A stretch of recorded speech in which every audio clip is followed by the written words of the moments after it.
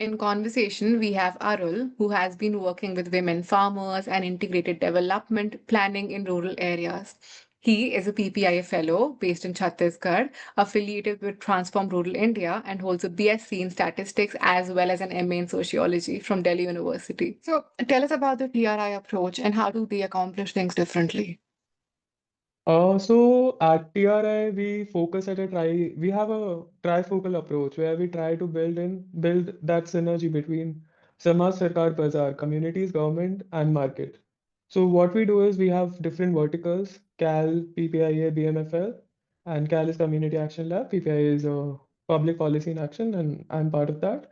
And then we have BMFL, bending market into flourishing localities. So what we try to do is at CAL, our team they try to pilot projects at the block level and then get evidences from there, and then our job is to scale them up, so to have an outcome at a scale.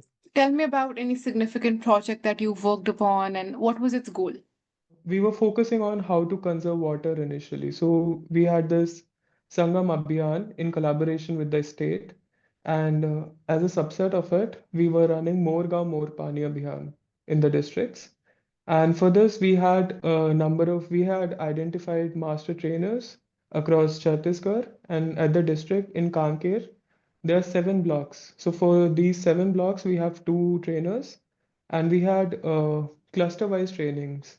So we have 4 clusters in each block. So in total, we had 28 clusters. We had a calendar for our trainings in all these places. Representation from the communities. We had the officials attending the meetings. We had NGOs from different sectors who were working with landscape restoration and all. They also joined in.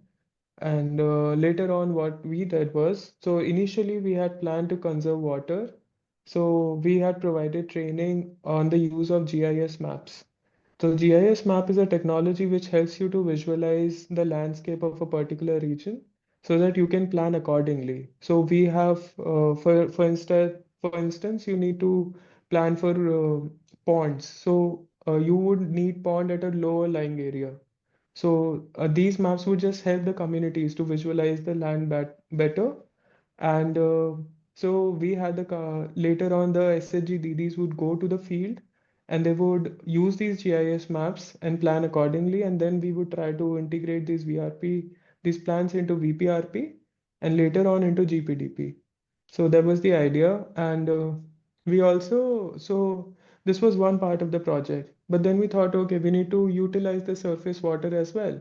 So for that, we have SLI, which is Community Managed Solar Lift Irrigation Project. So now we are trying to utilize that surface water and transfer it directly to the field so that it can be used for agriculture purposes. And we also have a water user group in which it's so comprises of it comprises, I think, 15, 20 farmers each, and they would be given ownership of these assets, the solar lift irrigation, and they would be responsible for financial accountings, resolving issues among themselves. They can make their own policies how to utilize that water.